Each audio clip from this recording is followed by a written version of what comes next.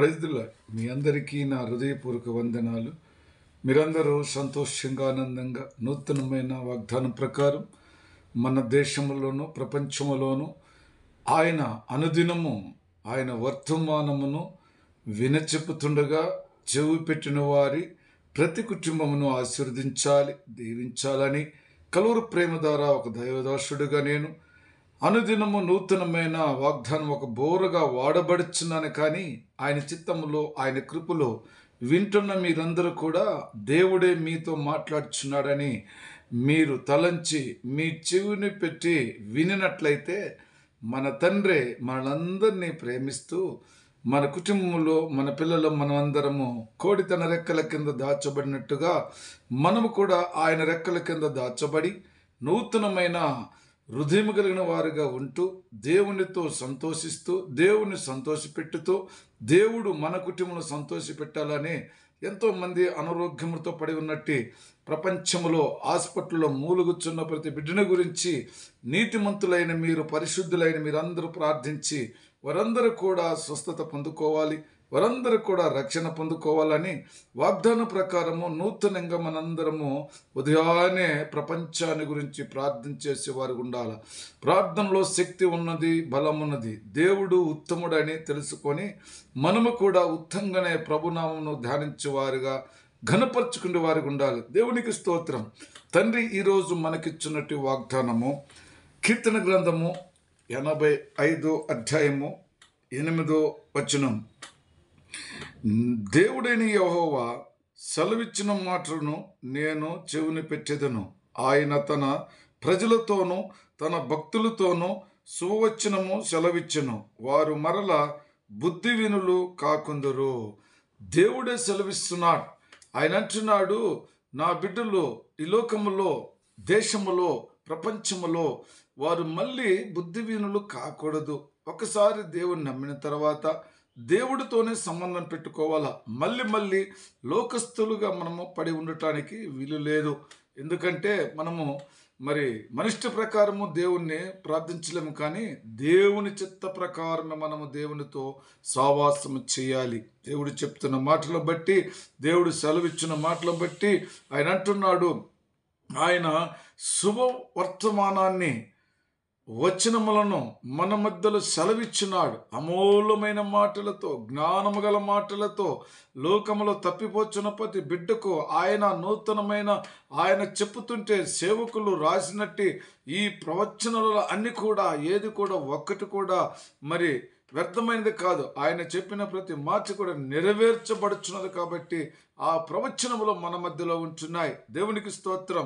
ఆయన అంటున్నాడు, మన దేశంలోనూ మహిమ నివసించినట్లు ఆయన రక్షణ ఆయనకు భయపడు వారికి సమీపముగా ఉంటున్నది. ఎవరైతే దేవునికి భయపడతారో ఆయన రక్షణ వారికి సమీపముగా ఉంటున్నది. దేశములో, ప్రపంచములో కావచ్చు. అయితే మన దేవుడు చెబుతున్నది ఏంటంటే, ఆయన యందు భయభక్తులు కలిగి ఉన్న వారికి ఆయన సమీపంగా ఉంటాడు. ఆయన రక్షణ సమీపంగా ఉంటున్నది. అయితే ఈ మాట మన అందరము కూడా గమనించవలసిన విషయమే కదా. ప్రభు చెబుతున్నది ప్రతి ఒక్కటి కూడా నీ గురించి, నా గురించి నూతనంగా అనుదినము. ఏ విధంగా అయితే మన శరీరంలో అనేకమైన మట్టితో కలిగినట్టు వారు మనిమంటుండగా మన పైన, శరీరం పైన మట్టి ఉంటే సోపు వేసుకొని ఏ విధంగా అయితే దాన్ని కడుక్కుంటున్నామో, హృదయములో ఆత్మ సంబంధమైన పాపములు కూడా ఒక్కొక్క రోజు మనం కడుక్కొని బుద్ధి వినులు కాకుండా ఇంక ముందు మీరు దేవుని బిడ్డలుగా మేలు పొందుకొని ఆయన వచ్చేంత వరకు జాగ్రత్తగా ఉండాలని, ఆయన యెహోవా ఉత్తముడని తెలిసి మీరు తెలుసుకోవాలి. నేను తెలుసుకున్నట్టుగా నేను ఇద్దరము తెలుసుకొని ఆయన నామమును తెలుసుకొని జీవించాలి. కాదు ఆయన చిత్తంలో ఉండటానికి ఈరోజు ఇష్టపడుచున్నావా? అయితే ఆయన తెలుసుకున్న బిడ్డలు ఎలాంటి వారంటే, కృపా సత్యములో తెలుసుకొని నీతి సమాధానం ఒకదాన్ని ఒకటి ముద్దు పెట్టుకున్నాయి. ఎందుకంటే ఎప్పుడైతే కృపా సత్యములు తెలుసుకుంటారో వారు నీతి సమాధానము కలిగి ఉంటారు. వారి కుటుంబంలో ఆనందము సంతోషము, భార్య భర్తలతో ఒద్దిక కలిగి ఉండగలరు, పిల్లలు ఒద్దిక కలిగి ఉండగలుగుతారు. కాబట్టి నీతి సమాధానము కలిగి ఉండాలి.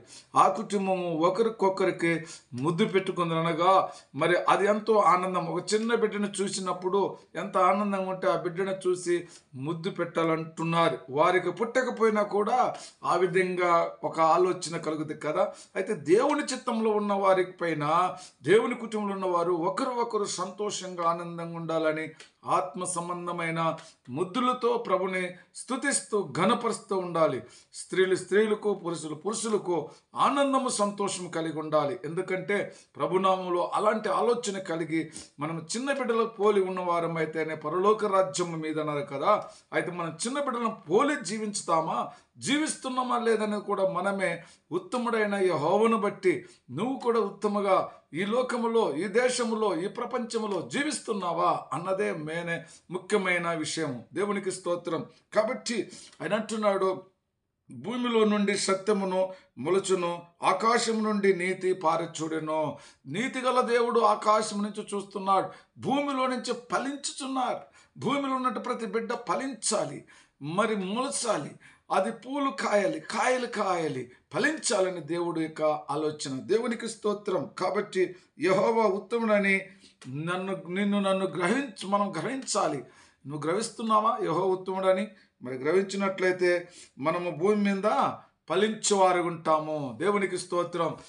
మనం ఎప్పుడైతే దేవుడు ఉత్తముడని తెలుసుకుంటామో భూమి మీద మనందరం కూడా ఫలించేవారుగా, నీతిమంతులుగా, సమాధానం కలిగిన వారుగా ఉంటామని ప్రభు వాక్యం సెలవిచ్చున్నారు. మరి సమయంలో వచ్చిన ప్రార్థన చేసుకుందాం. ప్రేమ కృప జీవం గల తండ్రి, నీతిమంతులను సమాధానం కలిగి ఉన్నట్టు వారు భూమి మీద ప్రతి ఒక్కరూ ఫలిస్తారని మీరు చెప్పున్నారు. ఈ దినము నా ప్రభువా సత్యముతో కూడినట్టు వాక్యములతో ప్రతి కుటుంబం ఆశీర్వదించి దీవించమని యేసుక్రీస్తు నామములో ప్రార్థించున్నాను తండ్రి. ఆమేన్. Praise the Lord. God bless you.